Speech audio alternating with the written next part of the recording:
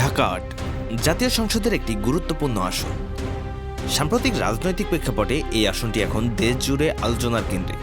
শরীফ ওসমান হাদির হত্যার ঘটনার পর ঢাকা ৮-এ রাজনৈতিক শূন্যতা তৈরি হয় এবং সেই শূন্যতা পূরণ করবে কে, এই প্রশ্ন ওঠে জনমনে। অনেকের ধারণা ছিল ইনকিলাব মঞ্চের জাবের এই আসনের প্রার্থী হতে পারেন, আবার কেউ কেউ মনে করেছিলেন শরীফ ওসমান হাদির পরিবার থেকেই কেউ নির্বাচনে অংশ নেবেন। কিন্তু শেষ পর্যন্ত ইনকিলাব মঞ্চ কিংবা হাদির পরিবারের কেউ নির্বাচনে অংশগ্রহণ করেননি।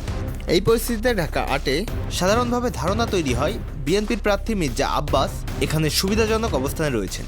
দীর্ঘ রাজনৈতিক অভিজ্ঞতা, দলীয় সংগঠন এবং পরিচিতি সবকিছু তার পক্ষে ছিল। তবে নির্বাচনী সমীকরণে পরিবর্তন আসে এনসিপি জামাত 10 দলীয় জোটের সিদ্ধান্তে। এই জোট থেকে ঢাকা ৮ আসনে নাসিরউদ্দিন পাটোয়ারীকে প্রার্থী করে ঘোষণা আসে। সময় ছিল সীমিত, কিন্তু খুব স্বল্প সময়ের মধ্যেই তিনি নির্বাচনী মাঠে সক্রিয় হয়ে ওঠেন।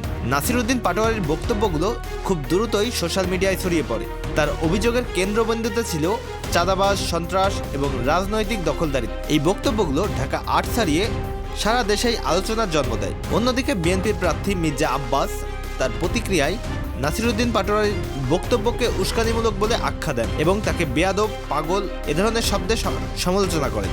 এই পাল্টাপাল্টি বক্তব্য নির্বাচনী উত্তাপ আরও বাড়িয়ে তোলে। ঢাকা ৮-এ এখন দুটি ভিন্ন রাজনৈতিক ধারা স্পষ্ট দৃশ্যমান।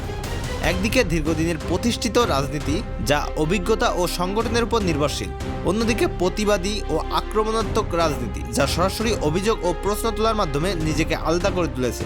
এই কারণে ঢাকা ৮ এখন শুধু একটি আসন নয়, শেষ পর্যন্ত ঢাকা ৮-এর ভোটাররা কাকে বেছে নেবেন, পরিচিত ও অভিজ্ঞ প্রার্থীকে নাকি প্রতিবাদী কণ্ঠকে, এই সিদ্ধান্তই নির্ধারণ করবে ঢাকা ৮-এর ভবিষ্যৎ রাজনৈতিক দিক নির্দেশনা।